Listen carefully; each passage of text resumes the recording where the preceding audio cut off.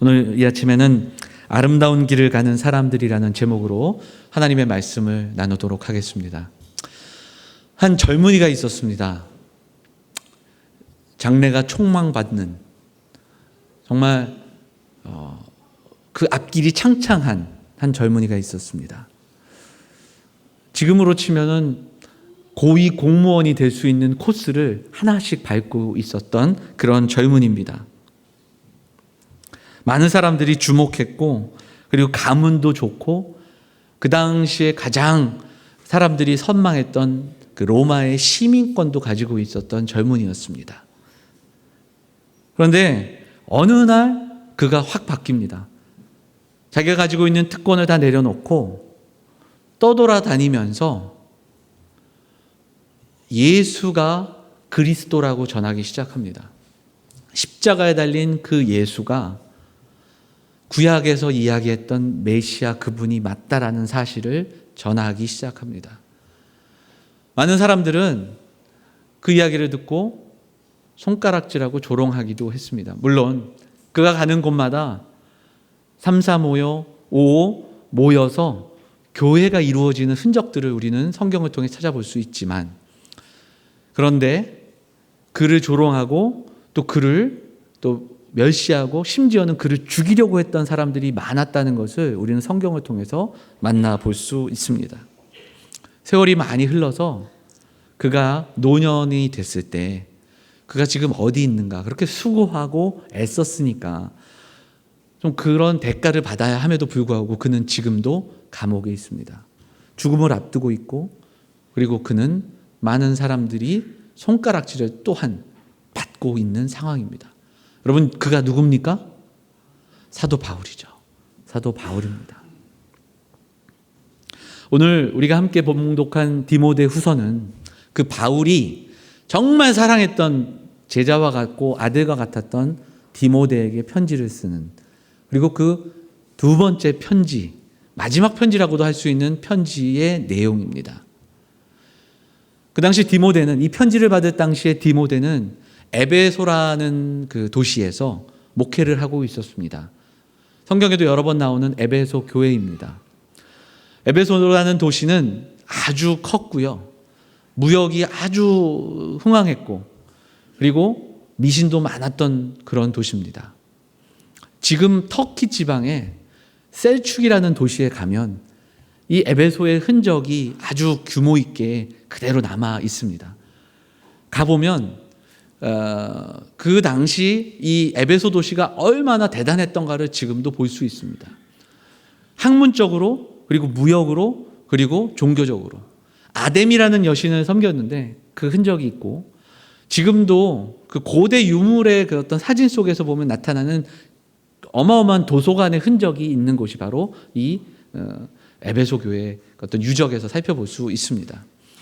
도시가 컸고, 그리고 무역이 흥행했고, 그리고 미신이 있었던 그 도시였던 만큼 디모데가 갖고 있던 어려움과 이 목회의 어떤 그 과중함은 컸을 겁니다. 그러다 보니까 바울이 그를 위로하고 그를 격려하기 위하여 편지를 씁니다. 그것이 바로 디모데 후서입니다. 그런데 우리는 이상한 것을 볼 수 있습니다. 위로하는 편지, 격려하는 편지인데, 오늘 여러분 짧게 봉독한 이 본문 속에서 우리는 위로보다는 좀 다른 이야기를 살펴볼 수 있습니다. 그것이 무엇인가를 우리가 찾아보면서 오늘 이 시대에 우리에게 주시는 또 하나님의 말씀도 그리고 살펴볼 수 있을 겁니다. 많은 사람들이 바울의 그 노년을 보면서 손바닥 쳤을 겁니다. 거 봐라, 저게 뭐냐고, 저렇게 고생해서 감옥에 갇혀서 저렇게 죽는 저 인생이 보라. 손가락질하며 그를 외면하며 심지어는 회의적인 마음으로 그를 떠났던 사람들도 있었음을 보게 됩니다. 세상 사람들의 눈에는 그의 삶은 몰락이고 개고생일 수 있습니다. 오늘 1장 15절을 우리가 한번 보면 이런 구절이 있습니다. 아시아에 있는 모든 사람이 나를 버린 이 일을 네가 아나니, 그렇게 되어 있죠. 주변에 있던 많은 사람들이 사도 바울을 떠났다는 얘기를 하고 있어요. 나를 버렸다. 심지어는 교회에 속했던 자들도 사도 바울에 대해서 회의를 가지고 사도 바울을 공격했던 그런 내용들을 살펴볼 수 있다라는 겁니다. 근데 디모데에게도 지금 어떤 편지를 쓰냐면, 그러나 힘을 내라, 그러나 열심히 해라, 이 이야기를 전하는데, 그런 와중에 오늘 본문을 보면 너도 함께 고난을 받으라, 이렇게 이야기하고 있다라는 겁니다. 나를 부끄러워하지 말고 너도 고난을 받아라, 이렇게 이야기합니다. 우리 8절을 한 번만 더 같이 읽어볼게요. 같이 읽어보겠습니다. 같이 읽어볼까요? 시작. 너는 내가 우리 주를 증언함과 또는 주를 위하여 갇힌 자 된 나를 부끄러워하지 말고 오직 하나님의 능력을 따라 복음과 함께 고난을 받으라. 부끄러워하지 말고, 나를 부끄러워하지 말고 복음과 함께 고난을 받을 준비를 해라. 너도 나와 함께 이 길을 가야 한다, 이렇게 얘기합니다. 이것이 위로입니까? 이것이 격려입니까? 오늘 본문을 보면 8절에서 이런 이야기를 들려줍니다. 주를 위하여 갇힌 자 된 나를 부끄러워하지 말라, 이렇게 얘기하고 있는데, 이 그 구절은 영어 성경을 보면 그의 포로된 나를 부끄러워하지 말라, 이게 원래 원어적으로 헬라어로 그대로 번역을 하면 이렇게 되어 있습니다. 주님의 포로인 나를 부끄러워하지 말라, 이렇게 이야기합니다. 제국의 죄수가 아니라 나는 누구의 죄수다? 그분의 죄수다. 나는 그리스도의 포로이기 때문에 여기 있는 것이다, 이렇게 고백하고 있습니다. 감옥에 갇히고 그다음 죽음을 앞두고 있지만 그 어떤 상황과 환경도 사도 바울을 무너뜨리고 규정짓지 못하고, 사도 바울은 고백하고 있어요. 어떤 상황에도 자기 고백을 가지고 있는데, 그 고백이 뭐냐면, 나는 제국의 죄수가 아니라, 로마의 죄수로 여기 있는 것이 아니라 나는 그리스도의 포로로 내가 여기에 있는 것이다, 이렇게 고백하고 있다라는 겁니다. 이 말씀은 우리에게 신앙인이라는 것은, 그리고 신앙인의 고백이라는 것은 무엇인지를 묵상하게 해줍니다. 사도 바울의 그 서신서를 보면 구원에 대한 이야기를 할 때 항상 용서에 대한 이야기가 나옵니다. 구원을 설명할 때 로마서를 보면 법정적인 용어를 통해서 법정에 서 있는 것처럼, 그래서 의롭다고 칭함을 받고 용서받은 것에 대한 이야기를 아주 선명하게, 그리고 명확하게, 그리고 자세하게 풀어놓고 있습니다. 근데 항상 서신서는 거기서 끝나지 않아요. 그러므로 용서받은 자의 삶까지 나아갑니다. 모든 서신서의 구성들이 그렇게 되어 있어요. 그래서 용서에 대해 설명하고 칭의에 대해 설명하고, 그리고 나서 어디로 가냐면 성화되는 삶에 대해, 용서받은 자의 삶이 어떤 것인가를 우리에게 소개해주고 있다라는 겁니다. 죄사함 받은 자의 삶. 바울은 우리에게 그 이야기를 항상 들려줍니다. 그리고 바울은 분명한 자기 고백이 있었습니다. 어디에 있든지 나는 그리스도의 포로다. 우리 성경 한 구절만 찾아보겠습니다. 골로새서 한번 찾아볼까요? 골로새서. 조금만 앞으로 가시면 골로새서가 있습니다. 골로새서 1장 13절. 골로새서 1장 13절을 함께 보도록 하겠습니다. 같이 한번 읽어볼까요? 같이 봉독하겠습니다. 시작. 그가 우리를 흑암의 권세에서 건져내사 그의 사랑의 아들의 나라로 옮기셨으니. 아멘. 사도 바울은 이 짧은 구절에서 분명하게 우리에게 이야기해 줍니다. 그가 우리를 어디에서? 흑암의 권세에서 어디로? 사랑의 나라로. 우리는 국적이 바뀌었다고 분명하게 얘기해 줍니다. 국적이 교체됐다. 우리는 이 땅에 살지만 우리는 하늘나라의 사람들이다. 그가 우리를 사랑의 아들의 나라로 옮기셨다, 그렇게 분명하게 이야기하고 있다라는 겁니다. 초대교회에도 많은 성도들이 고난을 받고 또 많은 핍박을 받았습니다. 그럼에도 불구하고 그들에게는 이 고백이 있었던 것을 우리는 보게 됩니다. 초대교회 당시 로마 사회에는 어떤 그 노예가 있었고 주인이 있던 시대입니다. 초대교회가 왜 공격을 받았냐면, 종과 노예가 있던 시대에 교회는 주인도 종도 노예도 함께 모여 형제와 자매로 이야기하며 예배하던, 그 당시의 사회상을 거부하던 그러한 그 사회 모습들, 교회 모습들 속에서 교회는 주목받기 시작했고, 그리고 교회의 모습들 속에 어떤 그 여러 가지로 핍박을 받고 또 고난을 받았던 흔적들을 우리는 찾아볼 수 있습니다. 로마가 가지고 있던 제국의 세계관, 가치관과는 다른 분명한 길을 걸어가던 사람들이 바로 초대교회 성도들이었습니다. 한국교회 초기에도 마찬가지였습니다. 이 땅, 조선 땅에 복음이 들어왔을 때도 우리는 그 어떤 유교의 뿌리 속에서 양반 사회의 어떤 그 흐름이 있던 시대 아니겠습니까? 그 전북에 가면, 전북 김제에 가면 금산교회라는 데가 있답니다. 금산교회 가면 지금도 사진이 붙어 있다는데, 그 김제 그 지역에서 가장 그 부자였던 갑부 조덕삼이라는 분이 선교사님을 통해서 복음을 전해 듣습니다. 그리고 그 집 사랑방에서 교회가 시작이 됩니다. 금산교회가 시작이 되는 거예요. 근데 하루, 이틀, 또 1년이 지나면서 사람들이 많이 모이게 되고 교회가 되게 되는 겁니다. 그런데 장로 투표를 했습니다. 이제 교회가 모이니까 이제 장로님을 뽑아야 되니까 장로 투표를 했습니다. 많은 사람들이 당연히 부자이고 자기 집을 내놓고 헌신했던 그 조덕삼이라는 분이 장로님이 될 줄 알았는데, 그 집에 말을 끌던 마부 그가 이자익이라는 분이 장로님이 먼저 되는 겁니다. 그런데 더 귀한 것은 이 조덕삼이라는 분이 이 장로님을 세워주고, 그리고 교회 안에서는 자기 집의 종임에도 불구하고 그 교회 안에서 이분을 섬기고, 나중에는 이 이자익이라는 분을 평양신학교로 보내서 모든 걸 대주고 공부할 수 있도록 보태주고, 그래서 이분이 나중에는 목회자가 돼서 이 금산교회 목사님이 되고, 이 조덕삼이라는 분은 나중에 장로님이 되셔서 이 두 분이 끝까지 교회를 섬겼던 그런 내용들을 우리는 초대교회, 우리 한국 초기교회의 어떤 역사 속에서 살펴볼 수 있다는 겁니다. 참 귀한 내용 아니겠습니까? 시대마다 가지고 있는 그 시대의 흐름들이 있습니다. 이것이 결코 우리가 간과해서는 안 되지만, 그러나 하나님의 백성들은 분명한 하나님 나라의 가치를 가지고 살아가는 사람들임을 잊지 않아야 된다는 겁니다. 유교 사회에서 양반과 종의 신분이 분명히 있던 사회에서 살아가지만 새로운 가치를 보여줄 수 있는 새로운 나라의 사람들, 흑암의 권세에서 그 아들의 사랑의 나라로 옮겨졌기 때문에 그 나라의 법, 하나님 나라의 백성으로 살아가기를 결단했던 그 수많은 사람들, 그들이 그 길을 걸어갔기에 오늘 바로 우리가 이렇게 예배하며 그 길을 따라갈 수 있었다라는 사실을 우리가 기억할 수 있기를 간절히 소망합니다. 사랑하는 여러분, 신앙이라는 게 무엇입니까? 그 고백을 가지고 살아가는 겁니다. 초대교회 그리고 한국 초기교회의 많은 사람들은 그 나라를 보여줬습니다. 그 새로운 나라를 소개했고 그 새로운 나라의 가치를 자기 자신들의 삶을 통해서 보여줬다라는 겁니다. 그 나라의 백성으로 살아가는 것, 이것이 신앙인의 삶이었습니다. 많은 사람들이 로마를 선망했어요.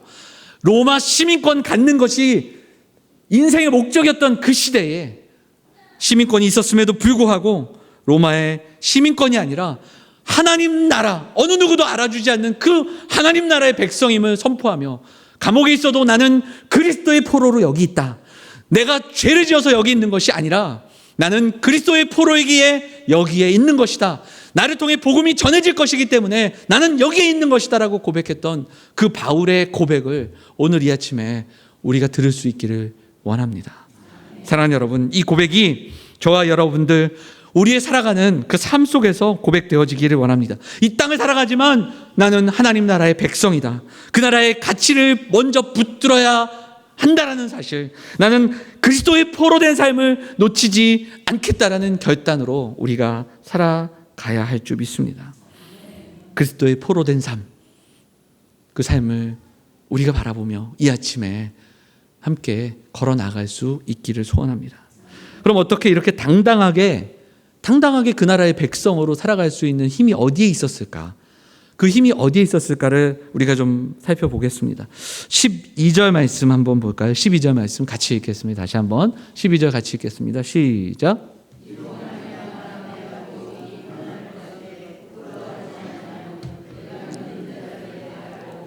또한 내가 의탁한 것을 그날까지 그가 능히 지키실 줄을 확신하노라.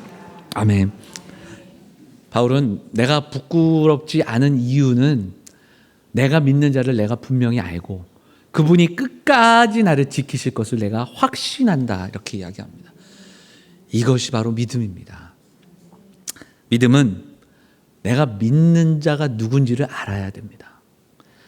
하나님에 대한, 예수 그리스도에 대한 지식, 우리 하나님이 누구신지 이 하나님의 말씀 속에서 우리가 하나님의 말씀 속에서 그분을 만나야 합니다. 그리고 그분이 어떤 일을 하셨는지, 그리고 그가 나를 위해 어떤 일을 하셨고 지금도 어떤 일들을 하고 계신지를 말씀을 통해 우리는 분명히 깨달아야 합니다. 예수 그리스도 그분을 알 때 어떤 상황과 환경의 지배를 받지 않을 수 있다는 겁니다. 여러분, 한번 물어볼게요. 여러분, 예수 믿으면 구원 받습니까? 정말 그래요? 아닙니다. 목사가 저런 얘기를. 여러분, 예수만 믿어야 구원받습니다. 예수도 믿고 예수도 믿는데 내가 가진 힘도 믿고 세상이 가진 방법도 믿고 학벌도 믿고 돈도 믿고 예수도 믿고 이래서는 안 됩니다. 예수만 믿어야 됩니다.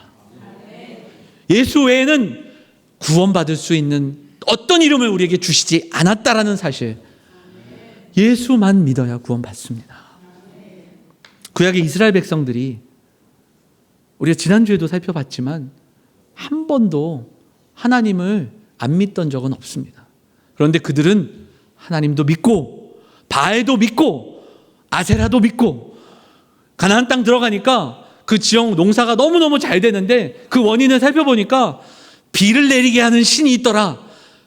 우리도 저거 해야 되지 않겠냐, 우리도 그래야 먹고 살지 않겠냐 하면서 따라가니까 바알도 필요하고 세상의 방법도 필요하고 하나님은 이쪽에, 바알은 이쪽에, 그런 그 삶의 모습들을 우리에게 보여주지 않습니까? 사랑하는 여러분, 바울이 들려주는 고백, 예수만, 그 예수를 붙잡고 그 예수님이 누구신지를 깨닫고 끝까지 우리와 확신할, 어떠한 것도 그리스도의 사랑에서 끊을 수 없다라는 그 고백을 우리도 하면서 우리도 좀 당당하게 그리스도의 표로 된 삶으로 나아갈 수 있어야 하지 않겠습니까? 오늘 이 고백에 귀 기울일 수 있기를 소망하고요. 그럼 그리스도의 포로로 살아간다는 건 또 뭘까? 우리가 또 한번 질문해 볼 수 있겠습니다. 그것은 이제 13장과 13절과 14절에서 우리가 좀 살펴볼 수 있을 텐데요. 같이 읽어볼까요? 너는 그리스도 예수 안에 있는 믿음과 사랑으로서 내게 들은 바 바른 말을 본받아 지키고, 여기까지. 그렇습니다.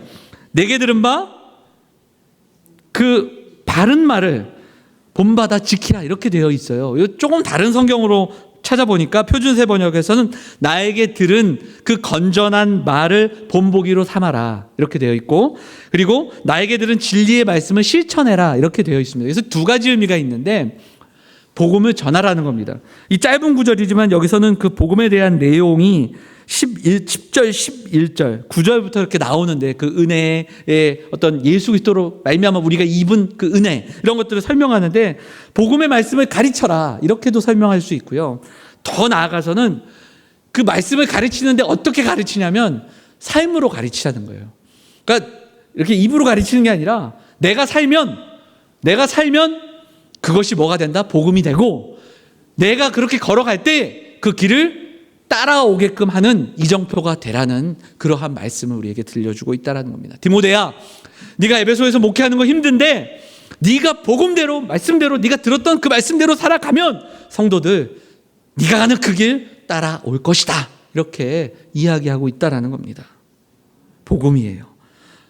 교회에 맡겨진 그 가장 아름다운 보물, 그것이 복음입니다. 변할 수 없는 예수 그리스도의 십자가, 그 복음, 손상되거나 왜곡되지 않도록 그걸 가르쳐야 되는데 어떻게 가르치냐면 삶으로 보여줘라, 그 이야기를 하고 있다는 겁니다. 여러분, 지금 바울이 어디 있습니까? 어디 있어요? 감옥에 있어요. 감옥에서 쓰는 편지라고 말씀드렸죠. 바울은 지금 근데 감옥에서 죽음을 앞두고 있는데 무엇을 바라보냐면 썩지 않을 것을 바라봅니다. 영원한 나라를 바라보면서 자기가 가는 그 길을 따라올 것을 권면하고 초대하고 있다라는 겁니다. 아름다운 나라, 아름다운 그 길을 함께 걸어가자. 디모데와 수많은 성도들을 향하여 손을 내밀고 있다라는 겁니다. 오늘 말씀 다시 한번 정리하면서 우리 세 가지로 우리 간략하게 우리의 삶에 좀 적용해 볼 수 있었으면 좋겠습니다. 첫째, 우리가 그 길을 함께 걸어가기 위해 우리가 기억해야 할 것이 있습니다. 그것은 뭐냐면 우리가 받은 구원은 단순히 천국 가는, 천국을 보장받는 천국 입장권의 구원이 아니라는 사실을 분명히 깨달아야 됩니다. 이게 무슨 말씀이냐? 오늘 천국의 삶을 살아야 됩니다. 그건 내가 즐겁고 내가 기쁘고 이게 아니라요. 찬송하고 기도하고 이 정도가 아니라 오늘을 살아갈 때 하나님의 통치 아래 살아가야 됩니다. 천국은 우리가 죽어서 가는 곳이 천국이 아니라 하나님이 통치하시는 그곳이 천국입니다. 하나님의 통치를 받는 백성이 있는 그곳이 천국입니다.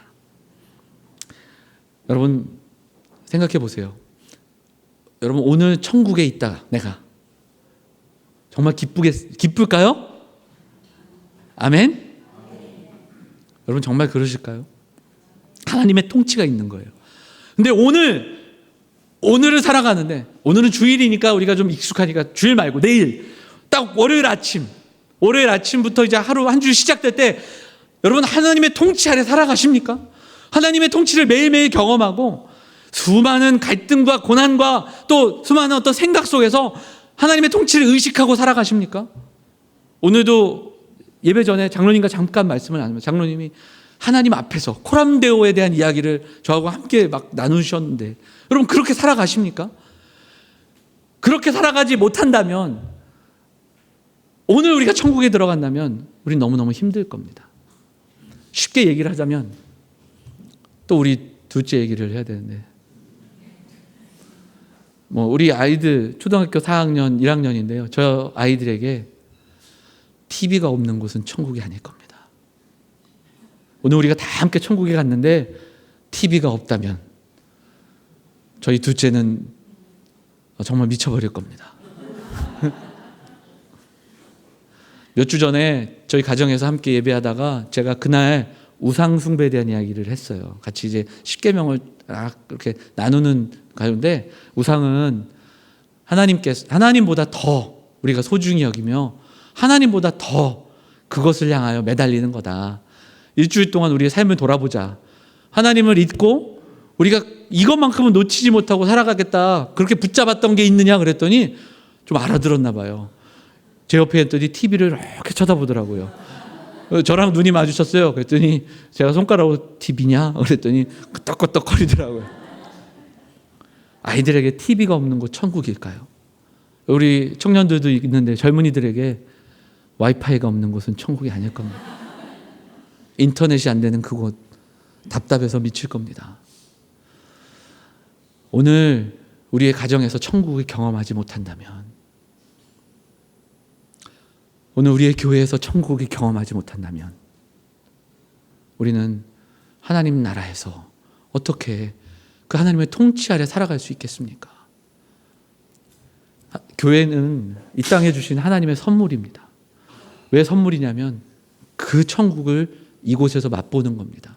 우리 한사랑교회 성도들 나중에 다 함께 그 천국에 가서 우리 함께 대할 텐데 연습하는 겁니다. 함께 연습하고 함께 예배하고 함께 섬기고 함께 위해주는 그러한 공동체. 그리고 우리는 우리의 삶으로 돌아가 날마다 하나님의 통치를 경험하고 그 통치 아래 살아가기를 몸부림치며 살아가는 사람들.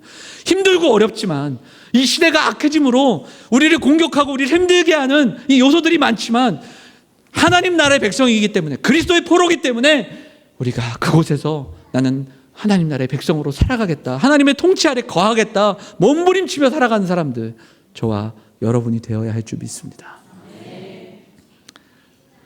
두 번째, 한사랑교회 우리 사랑하는 성도들이 무엇보다도 하나님을 아는 지식, 예수 그리스도께서 하신 일과 그의 말씀을 사모함으로 말씀 속에서 그분을 만나는 은혜가 여러분의 삶 가운데 거듭되시기를 주님의 이름으로 축원합니다. 사도 바울이 얘기하잖아요. 나는 그분을 안다. 그분이 나와 함께 하실 것이고 끝까지 나를 지켜주실 것을 안다. 여러분, 이것이 우리를 당당하게 살아갈 수 있게 합니다. 어떤 힘듦과 어려움 속에서도 당당할 수 있는 이유는 말씀, 진리의 말씀이 우리에게 진리이기 때문에 그런 거예요. 이 시대를 살아가면서 사도 바울이 부탁하는 이 부탁은 이 시대를 살아가는 우리에게도 부탁하고 있는 거 아니겠습니까? 아름다운 것을 지켜달라고. 세상에 많은 지식과 세상에 많은 과학과 수많은 것들이 있지만 우리에게 진리의 말씀을 주셨다면 하나님의 성도들은 다른 무엇이 아니라 이 진리의 말씀을 붙들고 듣고 깨닫고 또 공부하고 이 말씀을 믿고 이 말씀대로 살아가야 하는 것이라는 것을 분명하게 선포해주고 있다라는 겁니다. 사도 바울이 그 에베소 교회를 향해서 쓴 편지가 따로 있어요. 에베소 교회 쓴 에베소서를 보면 에베소 교회를 위해 기도합니다. 어떻게 기도하냐면 그 내용이 이래요. 하나님, 우리 성도들이 하나님을 알게 해주십시오. 하나님의 그 깊이와 넓이와 풍성함을 알게 해주십시오. 알게 해주십시오. 알게 해주십시오. 왜 그렇습니까? 알아야 하기 때문에 그런 거예요.